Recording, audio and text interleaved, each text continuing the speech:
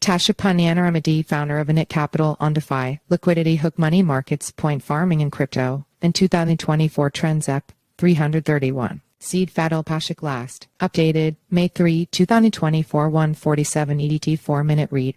Tascha Punyaneramitdee, the core contributor and founder of liquidity hook money market INIT Capital, recently sat down for an exclusive interview with Cryptonews podcast's Zahab. She talked about liquidity hooks and their benefits for users and businesses alike, and what protocols must do to ensure they have a long-standing product. The founder also discussed the pros and cons of popular point farming and shared her thoughts on DePIN and Bitcoin L2s. Building a liquidity hook money market. Discussing INIT, Punyaneramitdee said to think of the liquidity hook as a plugin for liquidity. Decentralized finance DeFi today is fragmented. There are many types of dapps and many use cases. Therefore, DeFi needs unification, she said. INIT provides this. It's a platform that enables all DeFi protocols to hook onto its liquidity. The technology itself is modular and composable, so it enables all kinds of protocols to easily hook and use the liquidity for whatever purposes. It is beneficial to both the end users and businesses/operators of DeFi protocols. So it has the angle of B2C and B2B in a sense because the tech infrastructure is actually very composable, the founder said. The all-in-one platform allows users to do one click into different strategies, be it lending, simple borrowing, or different hooks. Speaking of hooks, Punyaneramitdee said that these are automated strategies that enable users to earn more on a particular angle.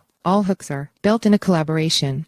Other DeFi protocols hook onto the INIT liquidity, she said, ensuring long-lasting DeFi. It's a lot more challenging now to create a useful and long-lasting DeFi product than it was 4 years ago, for example, Punyaneramitdee told Matt. A few years ago, farming was the main thing users wanted. However, users' wants and needs shift over time. Now, they require multiple use cases at once, including point farming, staking, and restaking. And here comes the challenge for any DeFi product. Fulfill demand but stay true to the core product. Whatever is built needs to serve the demand, but as the demand changes, the product needs to evolve with it. DeFi protocol builders need to ensure that their product mechanics are moving fast and capturing these novel points, whether it's through listing, new integration, or enabling more composability so they can work more with other protocols. At the same time, while being versatile, they must stay true to the core product and its primary function. This is what you do, and you're not like building like 10 different apps, Punyaneramitdee said. Lastly, while doing all of the above, the project must ensure protocol safety, she added. Point farming, clear relationships, and lower barriers. Point farming is a phenomenon that really popped off in the second half of last year. It comprises completing tasks or performing specific actions on a blockchain or a Web3 protocol to gain rewards points. Punyaneramitdee remarked that, like with anything else, there are pros and cons to it. It serves the purpose of distributing opportunities to people, she said, growing protocols and communities that contribute to them. Furthermore, it helps lower the entry barrier and establishes a clear relationship between protocol and end users. Currently, plenty of interesting things are being built and new tokens launched, so it's still a good mechanic to make sure all the parties win.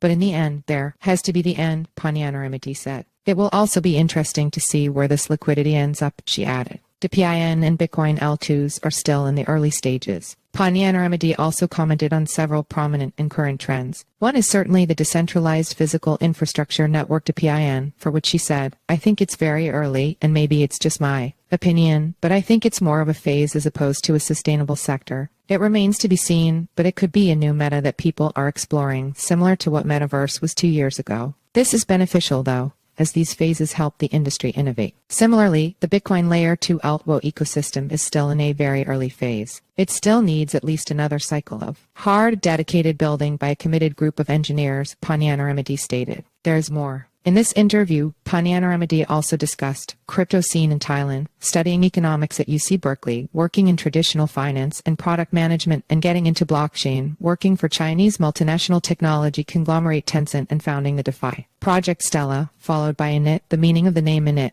choosing protocols to work with better management of liquidity. The industry must create new liquidity streams to better manage the needs of growing protocols, innovating DeFi's architecture. The hottest trend in crypto, point farming, 2024 trends, raw, Bitcoin L2s, DePIN memes, and more. You can watch the full episode here about Tascha Punyaneramitdee. Tascha Punyaneramitdee serves as the core contributor and founder of INIT Capital, a liquidity hook money market designed to enhance liquidity layers. Her prior role in leading Stella, a protocol offering multi-chain leveraged strategies, highlights her significant contributions and expertise in the sector. Follow us on Google News.